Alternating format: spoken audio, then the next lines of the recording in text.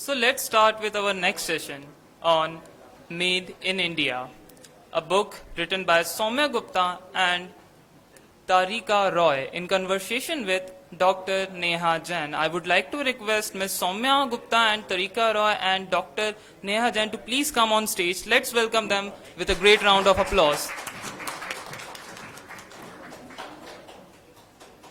Before we go ahead, let me introduce you the author of the session, Ms. Soumya Gupta. Ms. Soumya Gupta is an Indian Foreign Service officer currently serving in the Ministry of External Affairs as the Under Secretary. She was also in the Economic Diplomacy Division and was posted in the Embassy of India, Berlin, as the Second Secretary and a Head of Economy and Commerce Wing, as well as in the Central Europe Division in MEA. Talking about our next author, Ms. Tarika Roy. So, Ms. Tarika Roy, an Indian Railway Accounting Service officer, is currently Joint Secretary in the Department of Empowerment of Persons with Disabilities, Ministry of Social Justice and Empowerment in Railway. She has served as financial advisor as well as in the Ministry of External Affairs as the Director of Indian Council of World Affairs and the Director of Central Europe, a national basketball player interested in mountaineering and archaeology. Talking about our discussion for today, so Dr. Neha Jain is an IAS officer currently posted as a sub-divisional magistrate in Ashokanagar, Madhya Pradesh. Dr. Neha Jain is a national medalist in the gymnastics and has a diploma in Bharatanatyam. She enjoys reading a lot and writing also. So let's start with the discussion on the book. The title is Made in India. The book is exploring Indian needs and its many facts. We are as a people and a national superstitious, and this book is probably dealing with the information which is related to the Indians, the facts about Indians, the cuisine, our diversities, our diverse culture. So now the stage is yours. Thank you so much. The book, Made in India or Mad in India as I call it, is like eating a big Indian thali with all its flavors and all the condiments. Right from the food we eat, to the way we travel, to our nosy neighbors, or the dramatics of a big fat Indian shadi. It's tightly written, it's packed with humor, and this book is so beautifully conversational. I mean, as a reader, I could feel as if the authors are talking to me across the dinner table while I was reading it. It's a colorful panorama of India with all its colors, its chaos, its flaws, but all of its glory. I welcome you all to this session, Made in India. Thank you so much for coming.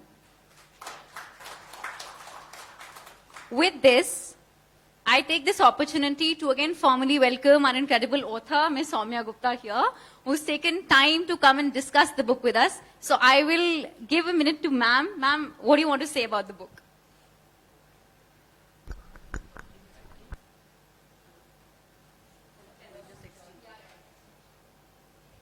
The great Indian jugaad. We just exchange mics when one doesn't work. So thank you everybody for coming, and it's okay, we can manage. We'll manage. And basically the book, as Neha rightly put it, she said it's like an Indian thali. I would say it's like a masaldani of spices, of emotions, of fads, of cultures, attitudes. Everything good and bad. It's an observation basically about not just India, but also Indians and what we like to call Indianness. पड़ोस वाली aunty के घर में क्या बना है, उसके बेटे की शादी में क्या हुआ. I mean, these are so culturally us. You know, what are you eating for lunch? What are you eating for dinner? This is a conversation that we have. And somehow there was a sense that put us slightly apart from other cultures. And this is an observation, you know. Mostly if you see people write about India, about landscapes, about things, but nobody really Indian has written about something which is about us, how we are. We are the way we are, and we are very loud and proud about it. So that is the idea of the book. Exactly, exactly. You know, so of course, this is a very common question every literature festival will have from the discussant. So I'm going to bore you with this question for the nth time, but tell us, I mean, where and how did the idea of this book conceive? So I do have a co-author, and she is unfortunately not here today. And I think the idea came about, as I said, there is something which Indians have, our family structures, for example, our foods. We are very diverse, but we are still Indian in essence. And there are lots of things that we share. So the idea was to tell a foreign audience, essentially in the beginning, about who we are, a fact-based book. But when we first wrote the chapter, so when I first wrote the chapter, it was about fairness, about how we value fair skin, and how my nani has always told me, swimming mat karo, kali ho jaogi. So it was, you know, it was all about that. And when I wrote it, the piece was not at all factual, it was sarcastic and funny. Because it had all those elements. And when we started writing and, you know, reading, we realized that no non-Indians, so non-Indians have written very sarcastic books about so-called Indianness, but Indians haven't written it. So we need to showcase our perspective to the world and to ourselves. So our idea was that somewhere, even though India is so diverse, culturally, language, everything, there is going to be some nostalgia for every Indian when they read the book, and it's going to be a very nice 101 for foreign audiences to understand the subtle nuances of what Indians and Indianness is all about. That was the idea. Yeah, I mean, you know, it is somewhat when I actually read the book, I wanted to ask you this, and for the benefit of the audience here, I'd actually read the book before I was given this session. I had already read the book and I already loved it. And so I was very elated when Raghav sir asked me to be a discussant in this session. So why this topic over any other? Like I said, it was to, okay, when I was at LSE, let me just take an example. I stayed in a hall, and every evening the common kitchen would become an Indian dhaba. Every Indian in the hostel would come and cook together. And there was music, there was halla, there was gulla. And it was not just for the Indians. Every other person would say, Ari, let's go to the Indian dhaba and get some chai. I mean, it really became that. So you could see that, one, Indians bond outside much better than they do in India. And second, there are these common traits which outsiders possibly don't understand so well. And sometimes we take ourselves too critically. We see our diversities too critically. This was an idea to bring all of it together, to say that, we are loud, we are proud, and we should be like this. What is the problem? That's just it. It's just an affectionate take on India. Right. So, before we actually get in depth with what is written in the book, as, we'll discuss further, there's one confession followed by a question. So this confession is that you say that, never judge a book by its cover. I totally made that error. And, this cover is so beautiful, it's so quirky and colorful that I actually... So tell me the story behind this cover. How, who designed it, and, it actually does justice to what is in the book. So I don't think we have... Oh, we do have the cover up there. So it's for the benefit of the audience. Yeah, it's great. And please do judge the book by its cover, because that's exactly what it's meant to be. I mean, when we wrote the book, we really wanted the cover to showcase it. One, to showcase what India is all about. It's about a million things. So you see a million things on the cover, which is, from a kettle to an elephant, to a man doing yoga, to a snake charmer, to everything. This is all India at the end of the day, and we wanted that to come across. And we also wanted to showcase that it's a very lively, affectionate, nice to read, fun to read, and it needs to be a little kitsch and colorful to showcase, showcase how colorful we are as a people, how bright we are as a people, how vibrant our society is. So all of that, and also to showcase that there are 84 small chapters, and it is about so many different issues. Let's talk about it. And the one thing that we were laughing about earlier, Neha was telling me, is it mad or made? And I think that was one of the things that we wanted to do, a wordplay, because we are totally made in India. All of our ethos are made in India. But if you look from the outside, sometimes we're totally mad in India too. the noise, the chaos, everything. So it is both made and mad in India. Great, great, great. Okay, so, as I thought, that what should be in this little time that we have, what all topics can we discuss which have been beautifully written in the book? So the first that caught my eye was, which I now say, the tryst with trains. So this book beautifully gives the tryst with trains, and I'm going to read one of my favorite paragraphs from the book. It says, undertake a rail ka safar, and you will get a snapshot version of the idea of India. You see, Bharatiya Rail virtually represents a microcosm of India. There are people and more people, the young and not so young, from all walks of life and from all across India. There is color, chaos, emotions, dirt, dust, smell, art, IT, food, games, iPads, mobiles, earplugs, songs. You will get a feel all in at one go, in one setting, on railway stations and trains. And I think this paragraph beautifully, encompasses how you've celebrated the train travel in this book. So please tell me about it. So I'm sure a lot of you have also experienced what I felt I experienced as a child. And it was every time you went on a train journey, the journey itself was a festival. It was the holiday itself. And honestly, I just went to the Jaipur Literature Festival 2-3 weeks ago, and I decided to take the train because I really wanted to experience that warmth that you get on a train. So when you go, and exactly the same thing happened. When you go, you're running for the train. And the poor superman, really, coolies are superman. They carry all your luggage. They still manage to find your dabba, and they still manage to put you on a seat while you're huffing and puffing. So, and then you will get on the train, you will not know your seat, and then you will say, khisak lo thoda sa, hamara bag bhi adjust kar lo. This is also India, adjusting is in our nature. We adjust to so many things. And then once the train journey starts, you'll be like, kachori, is station ki bahut achhi hai. Is station ki cutlet bahut achhe hai. And then it is just that the train journey goes ahead and your family gets bigger.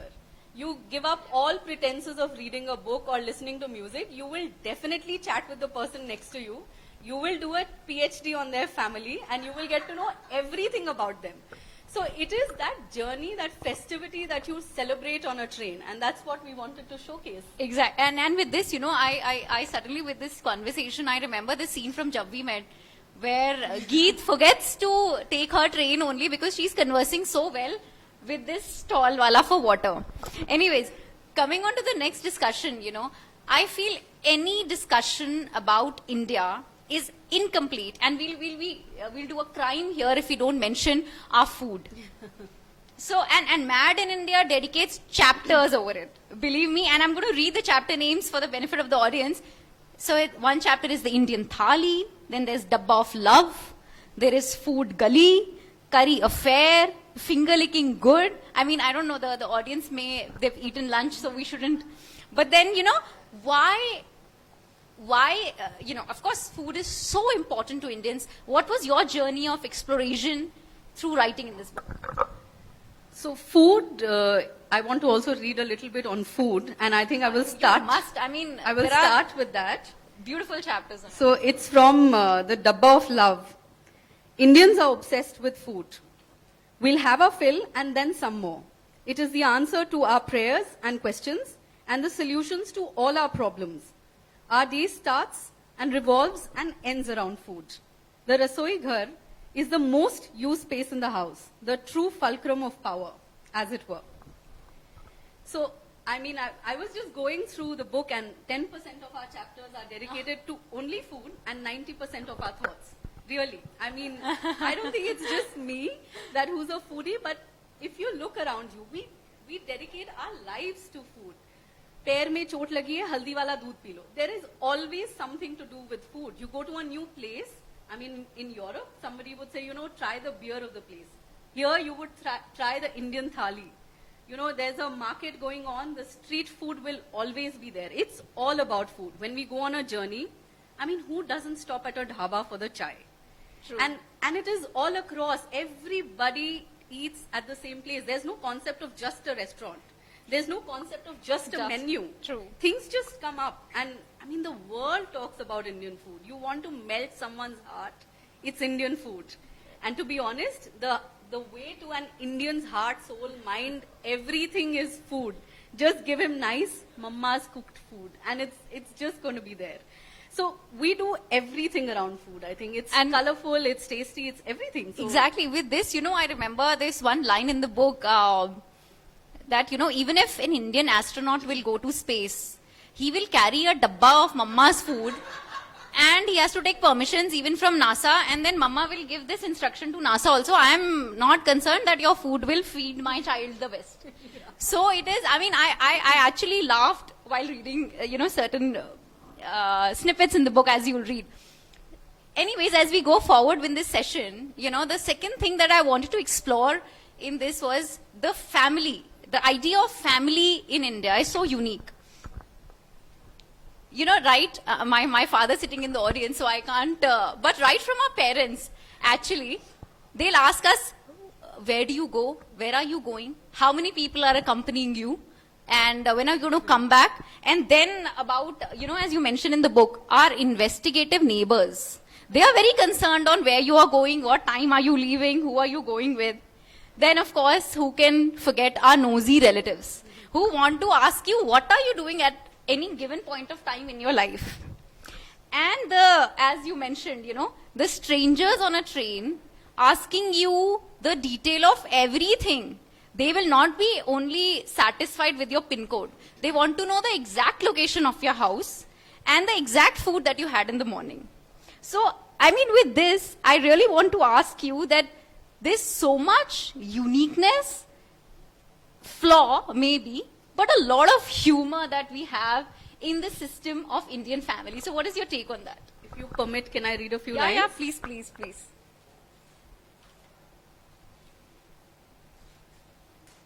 So this is the first chapter and the first paragraph of the book. And the chapter is called PhD Thesis on the Neighbor's Family. Ever caught yourself wondering about the niece of the brother-in-law of your mother's aunt on her father's side, who while working in Canada got married to an American? Most people around the world would not know or care who that might be, with the exception, of course, of Indians. So the idea around India is, like we say, Vasudhaiva Kutumbakam. Our understanding of family is infinite. Today she is family. Tomorrow her brother will be family. So it just keeps growing. For us, everybody becomes family. Our concept of getting people in is very easy, is very fluid. It's very happy. We are happy to be, and we are very happy to be called one big Indian family. And so that was the idea which a lot of people don't understand or don't realize. It's so inside us. I say I don't live in a joint family, but I still go to my Dadaji's place every Sunday. This is all family. Our family construct is very different from what the world sees it as. And that is something that we wanted to bring about. Pados wali auntie ke ghar se dahi le aao.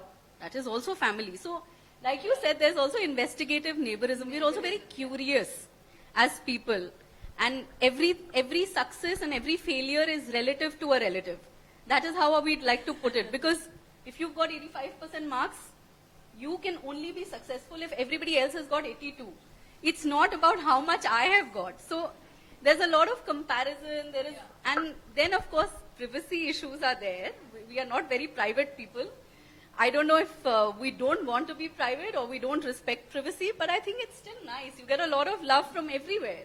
You get a lot of laughter from everywhere. This is how we are. So, and continuing on this, it would be incomplete without my mentioning this chapter, which is the great, grand, fat Indian wedding. The family starts with weddings. So I'm going to read the first paragraph of this chapter. This says, drones, chocolate fountains, cameras, revolving stages, disco lights, helicopters, villas, exotic flowers, elephants, princesses, haldi, gold cars, DJs, glitterati, mehendi, chartered flights. Agreed. This is a strange list. But it is certainly not the settings for a James Bond movie being shot in India. This is all part of the great, grand, fat Indian shadi. That is how loud and proud we are. So how did you come about writing the chapters on weddings and marriage? So I have to confess, I come from a very North Indian family.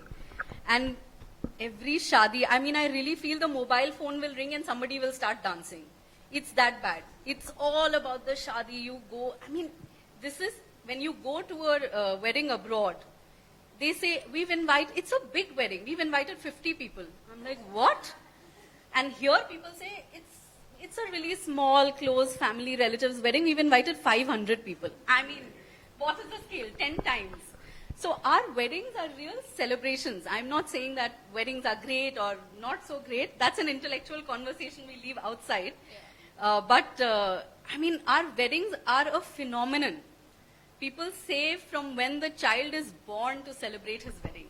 It's a celebration which surpasses every celebration. So that needed to have a place in the book. And there are so many foreigners who just come up to you and say, can you please invite me to a wedding? I want to see what the Indian wedding is all about. And in India, it's all about everything is great, but khana acha hona chahiye. So we all have our concepts, and we just wanted to bring a little bit about how weddings take place. You know, what is the concept of arranged marriage? It is also not a very worldwide phenomenon. Right. So what is arranged marriage? Who all are involved in an arranged marriage? I mean, the wedding industry is massive in India, if you look at it. And it's quite fun. I mean, weddings are great fun. They have a lot of people, they have a lot of family, friends, everything. And it's great fun to be there. So Totally. I would agree. And you know, if today on this stage I say that no, it's not that important. I've enjoyed hell lot of good weddings, and those people are going to come back to me. So I may just add, I mean, there's so many Netflix shows about weddings now, about Indian weddings. So. True. So you know, one more thing that runs as a touchstone of every chapter which I found was that the great Indian dictum game. I mean, this book gives you dictums in local languages and translated for the benefit of an audience outside.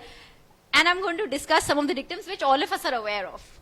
So the book says also about thoda sa khisakna, thoda adjust kar lo. It also says, yaar, koi jugaad batao. I mean, you know, this is what we are obsessed with. Then, Miya Bibi Razi to kya karega Kazi? And then, itna to chalta hai, attitude. So, I mean, everything in this book, you know, when you actually read from the chapter 1 to the last chapter, you find that it's beautifully decorated with dictums in and around the book. And how, like, where did you get all this inspiration to write in the local language as well?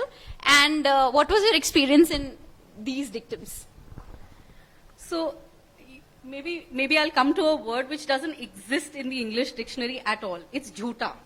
The concept nobody understands, right? I mean, how do you translate that into English? So when we were writing the book, we realized that there's so many things which make a lot of sense in Hindi. Yeah. Even though you translate them for the information or for the knowledge of other people, you need to read them, and they always put a smile to your face. Like you said, adjust kar lo. Log kya kahenge? I mean, how many times do you hear log kya kahenge? The answer to everything is log kya kahenge. Don't do this, log kya kahenge. So there's so many of these things which actually, you know, persist in our daily lives that need to be kind of brought about. If we write a book without all of these things, it's really not showcasing Indianness. And that's what we wanted to bring about, you know, with all of this, with all of the dictums. I'm not going to say too much more because it would be really nice if you read the book for that. Okay, and you know, then of course these dictums run everywhere, and they actually beautifully decorate all the chapters in the book.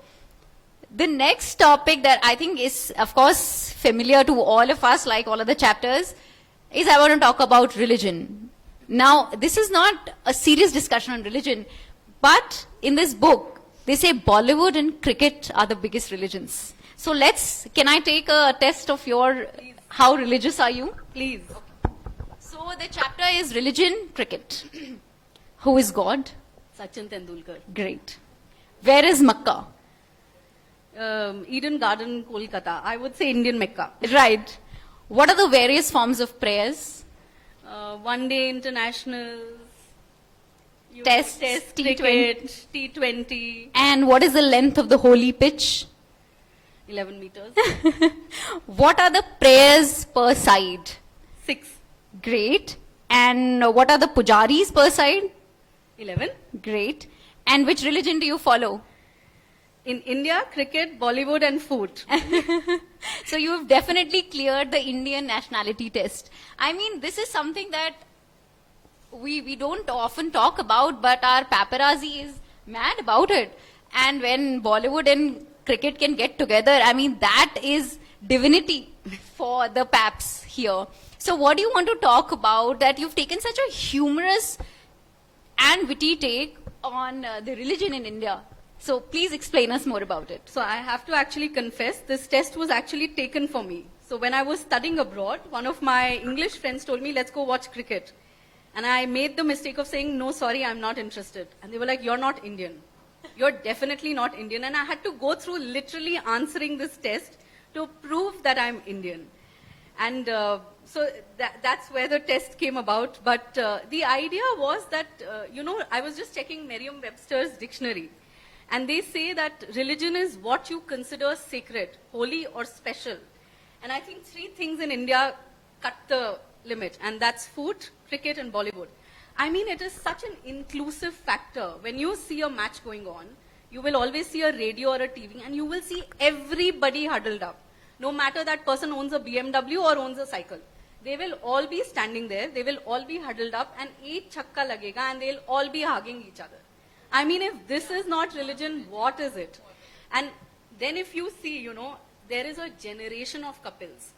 There is a generation of Shahrukhs. There is a generation of Ritiks. I mean, what is this? This is such a combining, inclusive factor. So this is religion.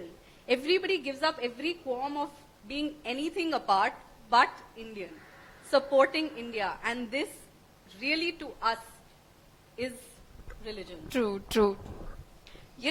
I think as I was thinking about, from the perspective of the chapters in the book, I thought it would be incomplete that we are two women sitting on the stage, both of us in service, both of us having families, and yet, today we feel there's a changing and a constant myth and truth about the Indian woman. We have the concept of grandma's remedies still relevant. We have the concept of the great Indian maid, without which no family can work. We have the concept of the outgoing female as entrepreneurs, as scientists, as servicewomen, as we are, and discussing literature here. So what is your take? And before, one of the co-authors is not here. So Tarika ma'am, so all of us as women, what do you think is now the changing perspective of Indian women in India and for the world? So it's a very pertinent question, I think, and something very close to, of course, all our hearts. And I see a lot of women in the audience, which is very motivating, I must say.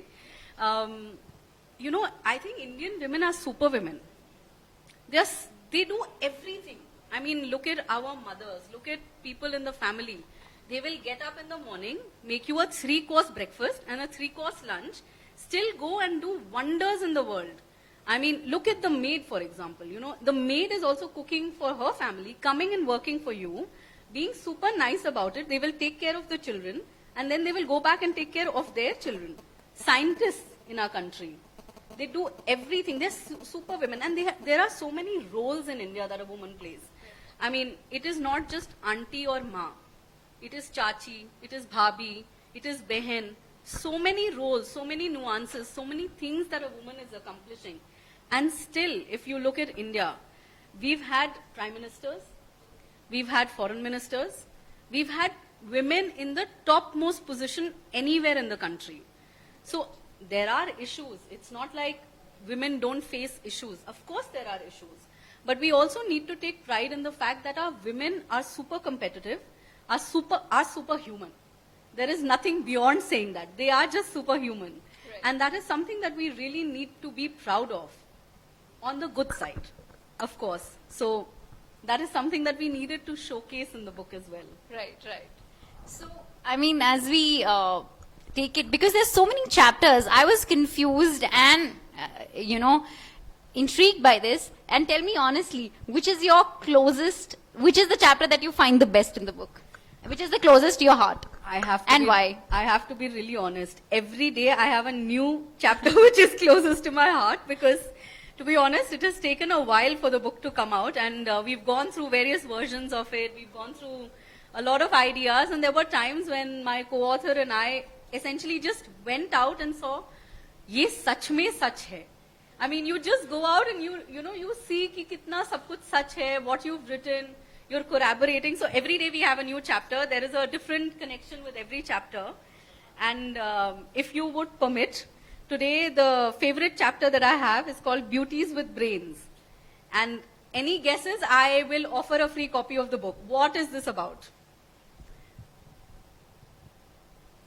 You can actually take a blind shot, any one of Yeah, you. yeah, It's all such a. No. The question, ma'am, we can repeat the question. Oh, so I'm going to read from a chapter called Beauties with Brains. And a wild guess, anybody who can guess what this chapter is about, a free copy of the book from me. Guess. I mean, let's take wild guesses. Yeah. Please. No. Let's have some wild guesses. It's fun. Come on.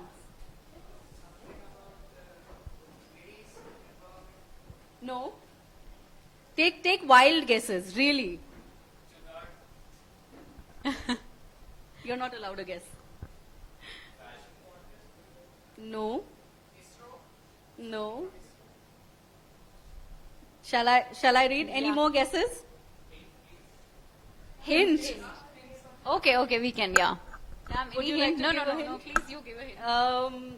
It is to do with travel. A mode of journey. It's not train, but you're very close. Yeah, exactly. No.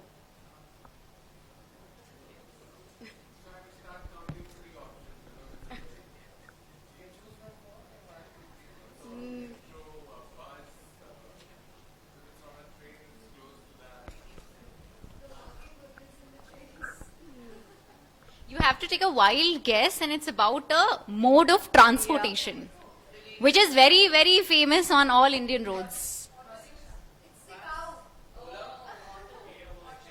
Sorry? No. No. More pedestrian. Like, no.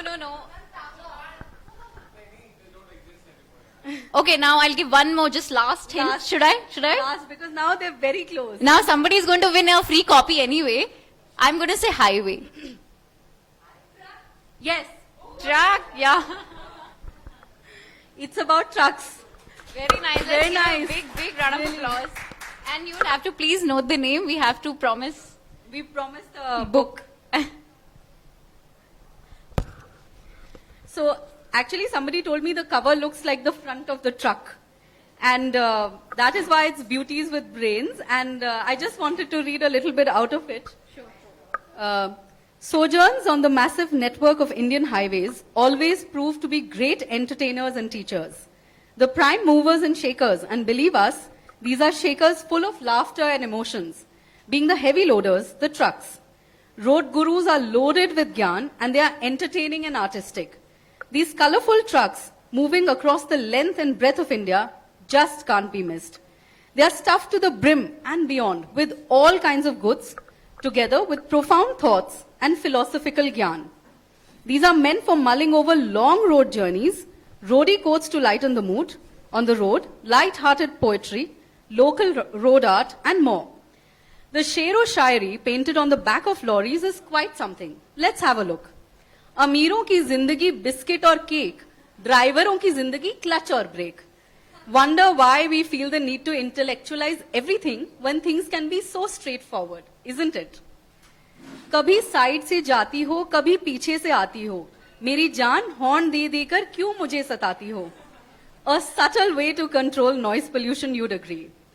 The brand of what some naively term pedestrian poetry always elicits a response from the readers, good, bad, or ugly. Given the presence of all these artistic gems, prose, poetry, decorations, and paintings, and their ability to transport goods over long distances, These road beauties are vulnerable to nazar lagna or the evil eye, an all-pervasive Indian superstition. So a lone dirty black shoe or a dirty scary black mask can be seen hanging in front or at the back of the trucks with an admonition, Buri nazar wala tera muh kala. Or better still, Buri nazar walon ki 3 dawaएं, जूता चप्पल और पिटाई. So that's beauties with brains. Actually, I want to, this is one of my, this chapter is again very, very hilarious. So, I highlighted one. Should I read? Sure, please. So there is this one masterpiece I found which was written on the back of a truck.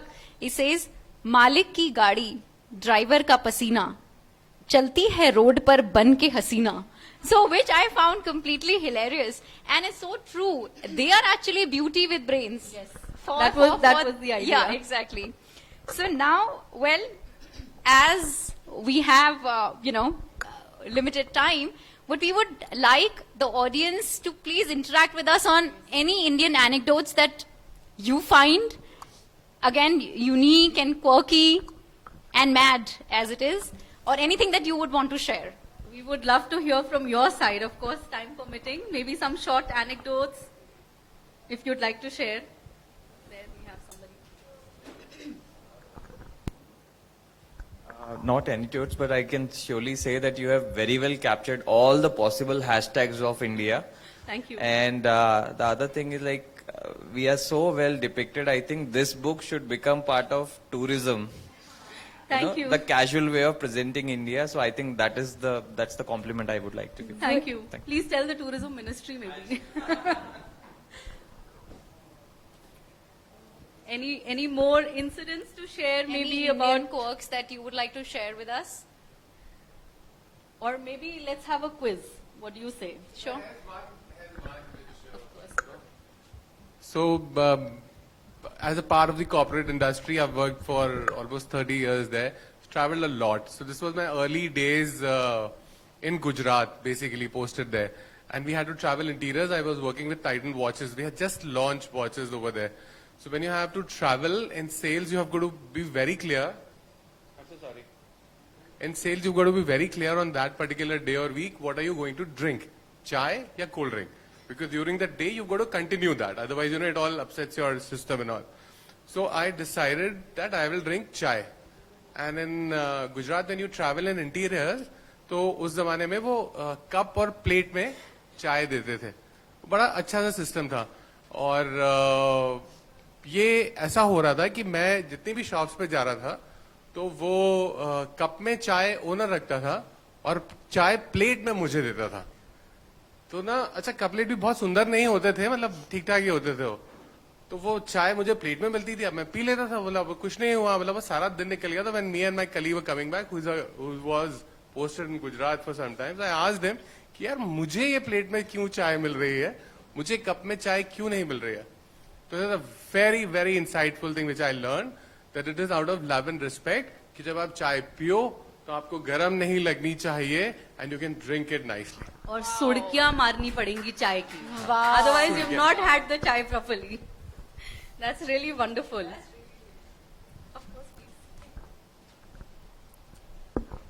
In continuation, I would like to narrate.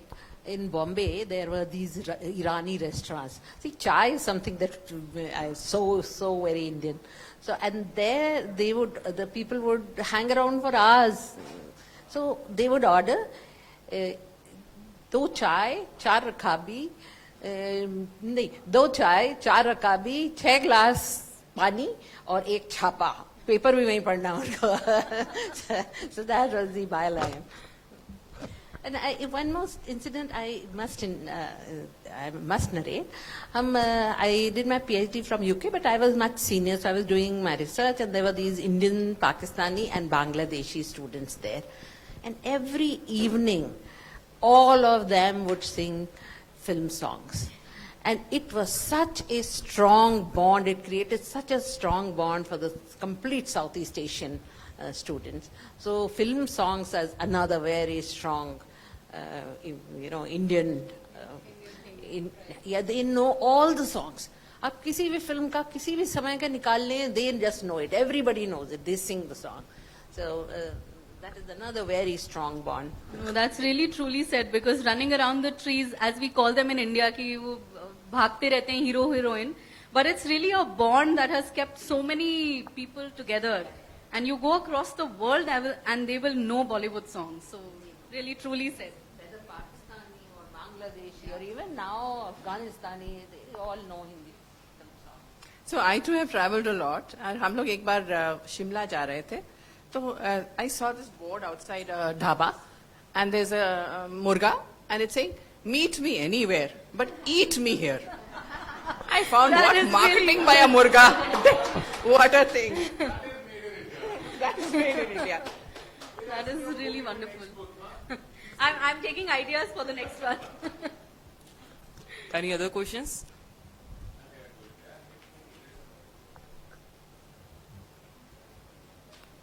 Actually, ma'am, it's not a question. It's a incident. जब मैं 9th या 10th class Hold the mic closer to you. जब मैं 9th या 10th class में था तो हम लोग बोर्डिंग स्कूल में रहते थे. तो जैसा भी चाय के बारे में बताया था, तो वो उसी से रिलेटेड इंसिडेंट है. तो हम लोग क्या करते थे कि बोर्डिंग स्कूल में तो बच्चों को बाहर जाने की परमिशन नहीं थी. तो हम लोग रोज रात को 8 बजे खाना खाने के बाद बाउंड्री कूद के अंधेरे से जाके एक बाहर ढाबा वाला था जो चौराहे पे, उसके यहाँ रोज शाम को 8 बजे के रात को 8 बजे के बाद खाना खाने के बाद जाया करते थे. तो वो ढाबा वाला बड़े इंतजार से हमको मतलब उससे बड़ी उसको रहता था कि आ रहे हैं बच्चे, तो उनके लिए पहले से बना के रख लेता था. तो हम लोगों को इतना डर रहता था, एक डर भी रहता था हाउस मास्टर ने यदि पकड़ लिया तो फिर क्या होगा, घर भेज दिए जाएंगे, पिटाई होगी. और उस टाइम पे स्कूल में हम लोगों की मतलब हुई भी कई बार पिटाई हुई, फिर भी वो चाय के प्रति वो एक रहता ना मतलब मन होता है चाय के प्रति, रह नहीं सकते चाय के बिना. तो वैसा मतलब चाय के प्रति हम इंडियंस का वो प्यार है ना जो चाय. The fourth religion. एक्चुअली चाय या वो ढाबे वाला नाराज हो जाता तुम नहीं पहुंचते तो. I think इससे I remember one like interview that I was watching. If I can also say one anecdote here, that it was by Javed Akhtar Sahab, and he was talking about Shabana Azmi ji. So he said that I used to take flowers for her sometimes. So one day this florist who was sitting in Bombay, he said, fill my car with flowers. And he filled the car with flowers, and he went to Shabana ji, and he said, of course, some loving shairi with it and everything. So after a couple of days, they had a very big fight. So now Shabana ji was not at all listening to him, anything. So then Javed Sahab sent her a note that, मुझे तो फर्क नहीं पड़ता, but अब वो गुलाब वाला पूछता है कि तुम क्यों नहीं गुलाब खरीद रहे हो. So I mean, this is how Indians connect to everyone, as we said, as family, as one that we consider. Anybody else who would like to share any Indian quirk and anecdotes? Yeah. My husband was posted with the UN police in Kosovo, and I had joined him there. So I made friends with the local girls and people in my building. So they were after me, please give us Hindi movies with subtitles. So I didn't carry videos and CDs with me. So somehow I managed to get one. That was the film Hum Saath Saath Hain. One of the worst movies. I hate it personally, but that girl, she loved it. She was a owner of a photo studio. I used to meet her every day when I went out. So next, she watched it that day, and then when the next day I went to her, she stood up and she was touching my feet. I said, what happened? Well, why were they doing this the whole time in the movie? What does it mean? So I had to explain to her what it meant. So that was one thing which really was nice. Yeah, that's actually... Sorry. No. I'm saying that it is actually such a quirk that we think it is so obvious for us to touch the feet, and for somebody else, it is actually a gesture that they don't know where it comes from. And have you seen what happens to married couples? I mean, my cousin literally came and asked me, "Iodex hai kya, Didi?" Because she literally just went around touching everybody's feet. So it's something so inert to us, but people like you said, no, people don't understand what it is. Thank you, ma'am, for all such that nourishment. I would say that nourished most. What? I'll just close just 1 minute. I'll Okay, just ma'am. close Of course. the session.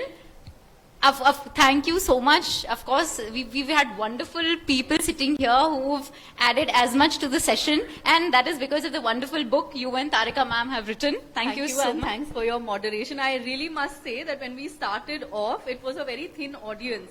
And I'm so glad that one more audience has trickled in and whoever came stayed. So thank you for being such a wonderful interactive audience today. Thank you so much. I would like to just, close the loose strings that we had in the session, and with my closing comment, unity springs from the diversity. India is a marvelous, complicated, and evolving entity, diverse and similar at the same time. We've managed to stay united in the indigenous ways over the years. A huge country where time zones could divide us, we stick to one standard time, the IST, the famous Indian stretchable time. Despite all these big divides, India has survived peacefully. May it continue to flourish. Thank you. Now I would like to request Ms. Meera Ishwar Das to please come on stage and present a memento to our author and speaker as a token of love, respect and gratitude combined. The memento consists of a painting made by Padma Shri Brudi as an eminent and a fine piece of art.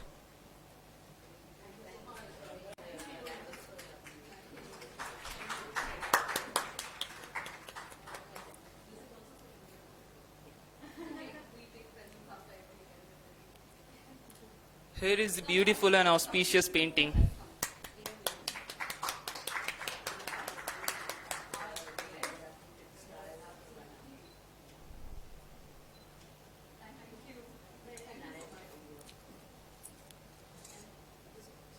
And a BLF mug to our discussant.